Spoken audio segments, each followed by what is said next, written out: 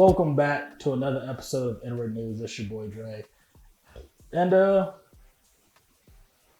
lot of bad news this week. Oh, Happy New Year. Let's get that out the way. Happy New Year. I am recording this January 1st, 6/15, 2022. Let's see how this goes for us. Epstein's girlfriend was found guilty to 5 out of the 6 charges. So she's facing up to 65 years behind the slammer.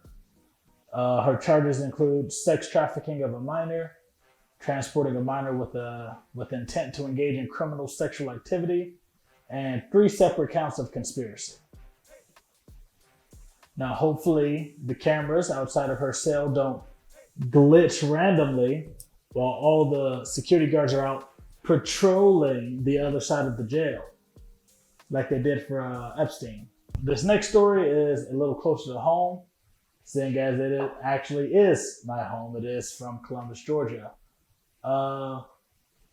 This lady sold her child to a drug dealer.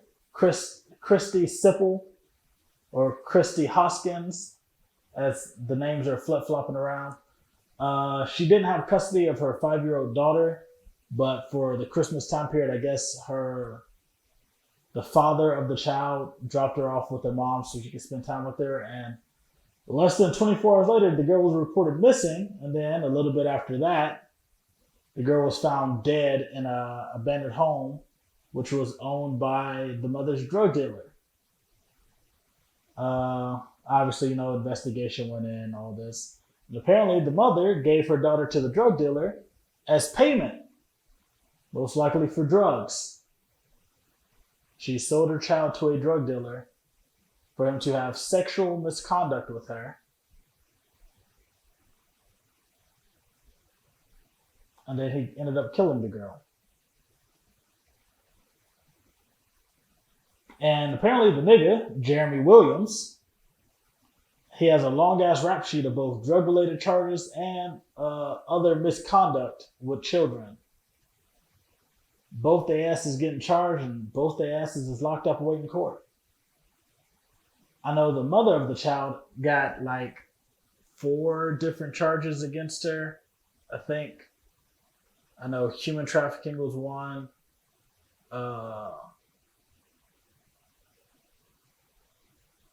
Something about sexual, I think, rape and sodomy charges.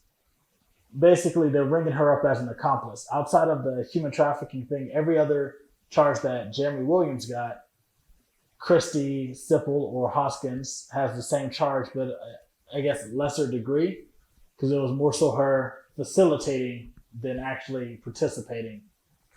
So she's getting basically a bunch of accomplice charges. But either way, let justice be swift. A blind, clairvoyant old lady that died, I think, like 25 years ago. She's known for predicting things. So apparently she was correct about 9/11 and Brexit, and they're digging up, her old predictions just to see what's going on. And the new prediction says that climate change is going to be releasing some frozen virus from Siberia. Apparently, climate change is going to heat up Siberia, and some frozen virus that's been laying dormant is going to be released, and it's going to wreck our stuff. Hopefully she's wrong. Hopefully this doesn't come true. They say she's like 85% correct, which I don't think is true. I think it's one of those where it's like the monkey paw wishes. She's right. It's just not in the way you think she's right. Because 85% is way too accurate. Some of her other future predictions include many cities being hit with water shortages. They didn't say American cities. They didn't say who cities. They said many cities being hit with water shortages and things going sideways because of political leaders handling that different. Also, aliens supposedly sending an asteroid to seek out life so that aliens can come back and destroy us. I mean, they just recently announced that UFOs are real, so. And a famine in India. Those some other predictions for 2022. So, hold on to your eyebrows, honey, because we in for a wild ride. Coincidentally, that old lady predicting an asteroid coming to our country as a scout for aliens, apparently a huge asteroid slipped past Earth last week. So that could have been alien recon. It could have just been an asteroid. We don't know. But it's also funny that Netflix released Don't Look Up, which is basically a prediction of how America's going to handle imminent death. So let's see how 2022 goes, guys. It's going to be a wild ride. Rest in peace to the final golden girl, the queen, Betty White, finally went to the upper room. After decades in the show business, Betty has been scandal-free and dope as hell since she hit the scene. And that's very true. Recently, stories have been going around about Betty White losing her show because she let a black tap dancer on one. And when people, got upset about that because it was like the 50s, she was like, deal with it. And then put them on some more. And, the old school whites didn't like that. So they canceled her show. But, she's one of the greatest to ever do it. I think I might go rewatch Golden Girls. Probably not for long, but I'll try it out. Old lady comedy. Houston has its very own black-owned supermarket now. Yeah, it's got everything a supermarket got. Don't ask me what that is. I don't know, but it's got it. Food and other items is all I can tell you. But they do have their own juice bar called Sit and Sip. Smurf, I know you're watching this. You always watch. Shout out my boy Smurf. If you live close by, go get some video, and we'll put it in the next video so we can see what their supermarket looks like. I wanna know. And now on to the y'all hiring segment. Mofer Coffee is an Ethiopian company in Toronto. I've just seen them in a 4YE video, so I'm tossing them in here. Ethiopia is known as the birthplace of coffee. So Mofer is letting y'all know why that is so. They got fresh beans, old school ways of making coffee. I think traditional Ethiopian ways of making coffee. They also have like snacks and treats to go with their Java beans. But I didn't know that Ethiopia was known as the birthplace of coffee. So that alone educated me on something. But yeah, if you stay in the Toronto area, go get some. They got like 5 or 6 locations, I think. So you can get them almost anywhere in Toronto as far as I know. I've only been to Brampton and I think the Toronto airport.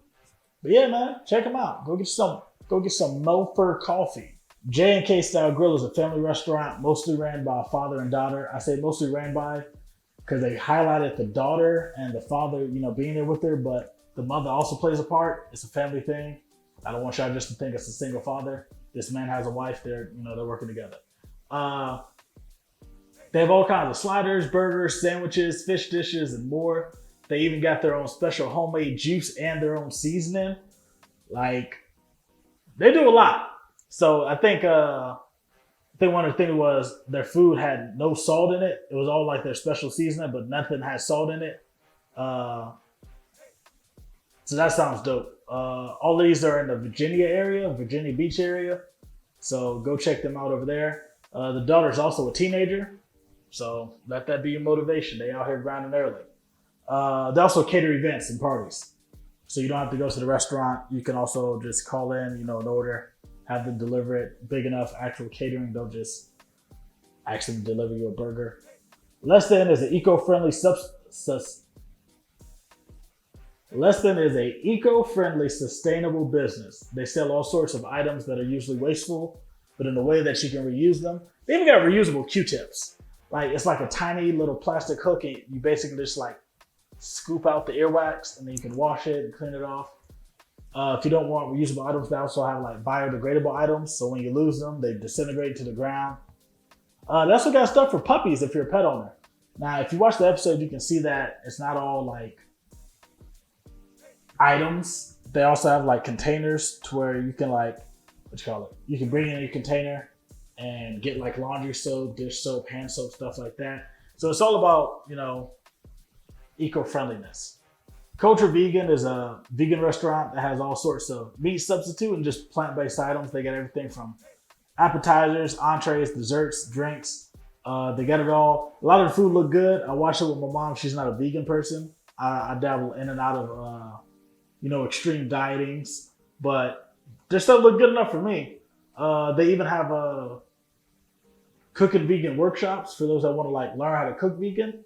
So you can sign up for that. But yeah, go and get you some food. Learn how to cook vegan. Do all that. Get drinks, entrees. I think they got partnerships with other people for desserts and stuff. But yeah, people, you gotta eat more vegan food. Like I get the idea of, oh, it's vegan, it's not good, but a salad could be vegan. Let's see, an apple is vegan. A banana is vegan. Like, y'all eat vegan foods or vegan items, but just go get vegan meals, man. It's not that difficult. Montego Island Grill is it isn't just a Caribbean restaurant, but a Caribbean experience. I made sure to put this as the second line because this is amazing. They have a special that is it's a $6.79 lunch special, $6.79 lunch special. If you eat Caribbean food, you know how special that is. That is a crazy price. Montego has items from the multiple Caribbean islands and cultures. They're not just like Jamaican. They're not just Bahamian. They got, Caribbean. That's why they said Caribbean. There are also drinks that they got. So like if you want to drink, if you want to eat good food, you want to do all that, go to Montego Island. Also stop by at all times because they got brunch all the way up to dinner. So that's a good chunk of time. They also got the lunch special, and I think they got a happy hour. They also cater. So like, I might take a trip to Virginia Beach. I might take a tour to go to all the places that Kevin on Stage went behind him. So I might do that. My mama said she want to go try some of these places out. So especially Montego, I might have to go hit these people up. But yeah, that's this week's Y'all Hiring. If you got any other businesses or black owned stuff, hit me up. Let me know. Toss them in here. And that's it. Oh, check out the top 10 upcoming entrepreneurs list of 2021. That's now on the website. Go check that out. Okay. Bye.